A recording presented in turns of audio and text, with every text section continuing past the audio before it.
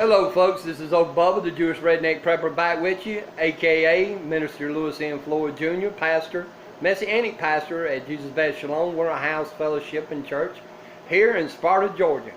I have a special shout out for my brother and good friend, Mr. James Owens in Dublin, Ireland. And brother, when you see this video, me and my family wish y'all a very happy Passover and Shalom. Today, we're just beginning our preparations for the Passover tonight, and what we wanted to show you is our little collection of menorahs. And we've had a couple before in the past that we no longer have. And I'll let my wife explain to you about our little collection here, and we're always looking for more menorahs. On with the description of these menorahs and where we found them and how much we cost. This is a little presentation for those that are looking for menorahs. Good places to look and where you may buy one if you celebrate Passover. Here's my wife B and our cat Jinx. We call him Jinxie Poo, to help tell us about these menorahs. The smallest one over there is, we bought that one at Goodwill in Covington. They would pay like $2.52, $2.53 for that one. And probably where that would probably cost us what, about $15 to $25 anywhere else. Maybe 40. Just that small one. That small one. These other two, plus the Shalom napkin holder, was bought either off of Amazon or eBay. And I'm going to tell you now, as cheap as I am, I don't pay over $60 for one. Now, do you remember how much we paid for our biggest one? That's the one I ended up paying $60 for. But it would have been more than that. You got it anywhere else. The big one. Now, the one in the middle, this one was a whole lot bigger. Was a whole lot bigger, but we kind of like made it smaller with the stand. Because when we bought it, do you remember where we bought it at? I bought it off eBay. And what it came with it had a pedestal just like this one. But the paddle still really didn't match it, did it? No, it got bent. It fell. Is that what happened? It fell when we was in Rennes. It fell and got bent. Okay. And we just done it that way. And folks, we're always like when we go to thrift stores and flea markets and maybe auctions and stuff like that, we're always looking for anything Judaica. But it's got to be the 7-tier, not the 9-tier. And we're of the menorah of the 7 tiers, because anybody knows the history of the Jewish people, the ones that celebrate and use the menorah at Hanukkah, that is not the true Hanukkah. The original traditional menorah is 7 tier. That they used in the temple was 7 tiers. And it has always been the emblem. It is the first emblem that has always identified the people, the Jewish faith, the 7 tier menorah, and not the Star of David. Well, folks. By the way, if you do find one and it's really badly tarnished, I'm going to give you a hint.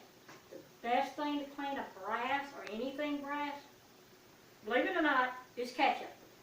It's ketchup. And this one cleaned. This one was green. Was green and tarnished, and it got cleaned with ketchup. You came home the other day, Dad, why you got ketchup on my menorah? I said, because I'm cleaning it.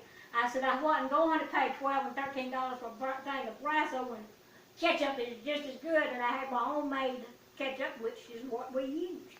Okay, folks. Well, this is our first doings of gathering our Passover Judaica for our meal, celebrating the Lord's Supper at the true time that His church should be celebrating it, not just any old whim or any time you're supposed to be celebrating it. We're doing part. This is not just a religion to us, my friends. This is a way of life. This is part of our beliefs and our action. Brother Paul, the apostle, he promoted, and it was part of his gospel. It was part of the apostles of doctrine to all the people of the church to celebrate the Passover. If anybody that knows about church history, it was in 325 AD at Nicaea that the Emperor Constantine invited over 800 bishops. He invited more that gather at Nicaea at that time to determine certain things for the Catholic Church. Now, we're not part of the Catholic Church in the original church of the Jews, which we were called Messianics and not Christians, celebrated the Passover. It was the Roman churches that wanted to excommunicate all the Asian churches. They called us heretics. They called us quarter-decimans. And part of the things that they fought and argued over was what was supposed to date that they celebrate Pascha. Well, the Roman churches, the Western churches, they celebrated Ishtar, of the Roman goddess. However, that got crapped into the church, I don't know. A pagan and heathen holiday started being celebrated. But the original churches from Israel, Turkey, Greece, all the Eastern churches, the Asiatic churches that Paul and John established, they were called heretics and quarter-decimate. And it was at Nicaea, when Nicene and his brood of gang changed the date of celebrating Passover at the same time that the Jews did to Easter.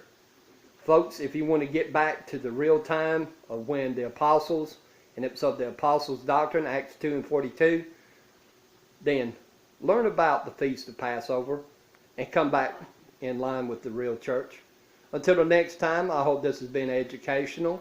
And God bless and shalom to all my friends and family. Happy Passover.